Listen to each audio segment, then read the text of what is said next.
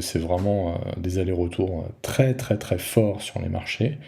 Bah, c'est très intéressant, je trouve, de se poser un peu et de regarder l'étendue des dégâts et de voir bah, ensuite comment on peut adapter tout ça. Donc c'est vraiment un test grandeur nature, là, ce qui se passe pour le sang-froid. Moi, je suis vraiment dans l'approche long terme. Je ne cherche pas à timer le marché, je ne cherche pas à faire du trading. Il y a beaucoup, beaucoup d'échanges, que ce soit sur X, sur YouTube ou sur les réseaux sociaux, entre ces deux grandes écoles.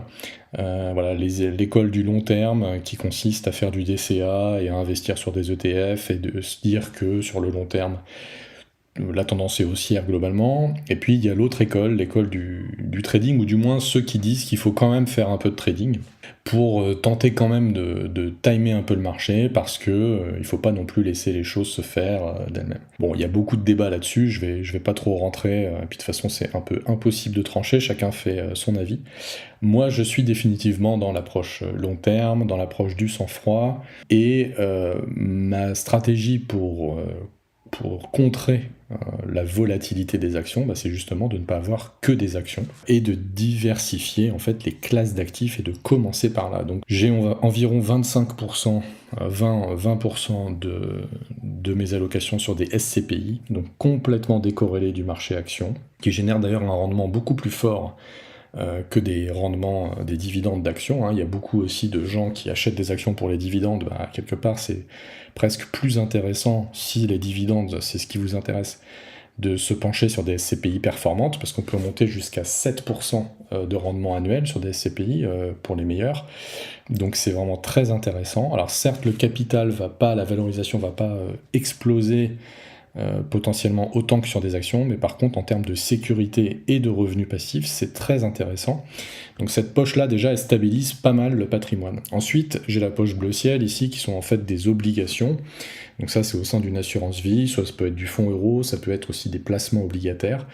Et ça, c'est très intéressant pour avoir une réserve de cash qui travaille un peu. C'est exactement ce que j'ai fait récemment. En fait, quand les marchés sont au plus haut, j'augmente cette poche obligataire et je diminue la poche action. Et inversement, quand les marchés chutent, comme ce qui s'est passé là, eh ben, je vais venir prendre dans la poche obligation et réinjecter sur les marchés actions. C'est exactement ce que j'ai fait la semaine dernière lors de mon DCA, où j'ai réduit d'une bonne proportion mes obligations pour venir réinvestir sur les ETF. Là où tout le monde disait qu'il fallait sortir, bah moi j'ai réinvesti dessus. Alors ça se voit très nettement ici, donc on peut aller voir le portefeuille ETF.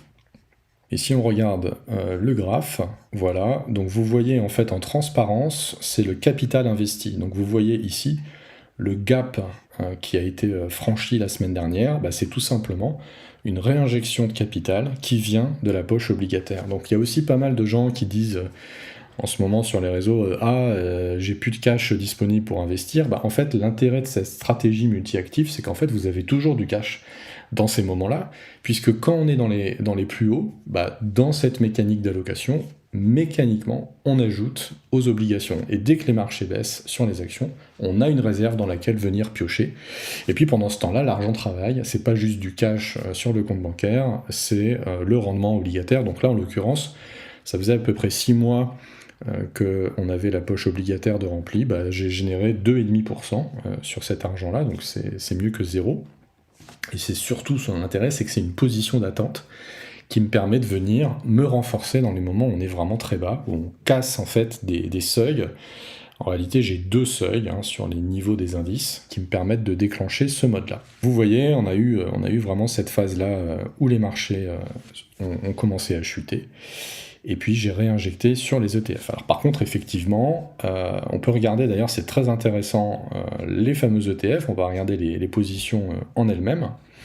Après, je vais vous expliquer les 2-3 infos qu'on a sous les yeux. Donc toujours pareil, là je suis dans la vue blurry mode, donc dans cette vue, en fait, on a juste les infos qui nous intéressent, c'est-à-dire le PRU au coût moyen de chaque action, le dernier prix de cette action, à combien elle cote, la performance de la ligne dans le portefeuille, et puis ensuite j'ai la date d'achat, le dernier achat qui a été fait sur cette position, et ici, c'est l'allocation par rapport à l'allocation cible. Ça, c'est un paramètre que je peux mettre dans mon portefeuille. Vous voyez, je l'ai activé ici, j'ai activé cette stratégie, la stratégie d'allocation cible. Et en fait, dans l'appli, là, Invest, vous pouvez définir différentes stratégies pour vos portefeuilles d'actions. Là, en l'occurrence, le but, c'est de se dire, je ne vends jamais, c'est pareil, hein, c'est dans une logique long terme. Par contre, je vais tenter de viser des cibles pour chacune de mes lignes, en proportion globale. Et puis dans mes arbitrages, je pourrais vendre l'excédent, si la ligne est bénéficiaire, et dans mes DCA, je vais prioriser les lignes les plus en retard. Donc c'est une manière de toujours savoir ce que vous avez à faire, et vous voyez ici, par exemple, c'est très simple. Si j'ai un investissement à faire, je vais peut-être prioriser cette ligne-là, puisqu'elle est à la fois bénéficiaire et très en retard sur sa cible. Sa cible est de 10%, en fait je viens de la démarrer, je l'ai démarrée celle-là au moment de l'élection de Trump. Et justement, on va zoomer un peu dessus. Et donc je m'étais dit 10% là-dessus, je suis à 0,8. Donc clairement, dans mon prochain DCA, sur les fonds ETF, je prioriserai celle-là. Donc justement, c'est très intéressant de voir que ces ETF, en gros, il y en a que 3. Hein. Il y a le Nasdaq, le S&P 500 et l'Eurostoxx. C'est splitté en deux pour des raisons historiques, parce que j'ai un PEA et une assurance vie, et pour ces questions d'arbitrage et de liquidité, je veux avoir les actifs au sein des mêmes poches, donc c'est pour ça que j'ai répliqué côté assurance vie, pour pouvoir bouger entre mes obligations et mes ETF sans sortir le cash de l'assurance vie, sinon je suis pénalisé fiscalement. Mais on peut se dire symboliquement que j'ai ces trois-là. Et donc j'ai ajouté au moment de l'élection de Trump un ETF qui est très intéressant à regarder en ce moment, c'est Stocks Europe 600 Utilities, donc au sein de l'indice Stock Europe 600, les 600 plus grosses capitalisations européennes, un filtre sur les entreprises qu'on qualifie d'utilities. Donc c'est vraiment les entreprises de services publics, les très grosses infrastructures d'État, l'eau, ça peut être l'électricité, les autoroutes, Vinci, ce genre d'entreprise-là. Eh bien cet ETF, qui est par nature défensif, il se confirme comme étant défensif. Vous voyez, dans la période actuelle, il reste bénéficiaire à presque 6%. On peut regarder sa performance récente. Alors, si je me mets sur 6 mois, voilà, c'est vraiment extrêmement intéressant ce qui s'est passé. Vous voyez, bon, il y a eu, là on était le 3 avril, voilà, donc ça c'est le début des tarifs de Trump. Alors effectivement, il a chuté un peu comme tout le monde, mais mine de rien, il s'est ressaisi. Et si on regarde sur 6 mois en performance, alors il était déficitaire pendant une bonne partie, mais il s'est complètement redressé comme par hasard. Il a commencé à monter au moment où les tensions Trump-douane ont commencé à monter. Et puis là, malgré tout, il s'est rétabli. Il fait plus 1,7% sur 6 mois. Et puis si on se met sur un an, 17% sur 12 mois glissants. Et sur 5 ans, voilà, on est à 15%. Voilà, donc il y a un peu de volatilité. Mais mine de rien, c'est vraiment très intéressant. Et c'est le seul des ETF qui sont là, qui restent dans le vert. Donc clairement, moi quand je vais réinvestir sur des ETF, je vais vraiment favoriser celui-là pour le moment. Le portefeuille de croissance, donc le seul qui reste dans le vert. Alors lui, c'est vraiment le plus intéressant, je trouve. C'est un portefeuille avec une stratégie pareil, long terme, donc le but c'est de jamais vendre les lignes qui sont là. Et l'objectif pour moi, c'était de tenter de battre les ETF. Et en fait, je m'aperçois que effectivement, ce portefeuille bat les ETF. Comment il est composé? En fait, il y a des règles assez simples. 15 lignes. Donc j'ai... alors en réalité, là, il doit y en avoir 16 parce que j'ai Netflix en double à cause de la problématique d'enveloppe. Mais en termes de titres, il n'y en a que 15. Et ils ont été sélectionnés, ces titres, sur la base de leur performance passée, et qui est représenté ici par un indicateur dans l'application qui s'appelle le momentum. Donc ce momentum, si vous voulez, c'est une moyenne des performances passées du titre qui est ramenée à un score entre 0 et 100. Plus on est proche de 100, plus la performance passée de ce titre est très forte sur différentes échelles. Donc c'est un score qui est extrêmement utile pour en un clin d'œil voir si vous avez vraiment une tendance haussière long terme, une très bonne dynamique sur un titre. Plus c'est proche de 100, plus c'est le cas, plus on descend vers 0, moins c'est le cas. Donc ça, c'est la première chose. Quand on a sélectionné les 15 lignes, on a pris que des lignes qui étaient supérieures à 75, si ma mémoire est bonne, à l'époque. Donc ça fait 1 an déjà. Et le deuxième critère, c'est qu'ensuite on mesure la corrélation entre toutes ces lignes. Donc à quel point leurs mouvements sont corrélés, c'est-à-dire si une action monte, est-ce que les autres actions avec elle montent aussi et dans la même proportion. Et on vise une corrélation la plus proche de 0. La corrélation, c'est un coefficient en maths. Et si on est à 0, c'est qu'on bouge de manière complètement indépendante. Si on tend vers 1, c'est qu'on bouge quasiment toujours de la même manière. Et si on tend vers moins 1, c'est qu'on bouge quasiment tout le temps en opposé. Donc, si j'ai une perf très bonne, donc un momentum moyen très bon, et une corrélation proche de 0, c'est excellent, parce que j'ai des titres qui ne bougent pas ensemble avec une bonne perf. Et ça veut dire que c'est un portefeuille très résilient. Et bien là, on l'a sous les yeux, la preuve, puisque le momentum moyen de ces lignes, c'est 72, donc c'est vraiment très bon. Ça veut dire qu'il y a une très bonne performance passée moyenne pour l'ensemble des lignes.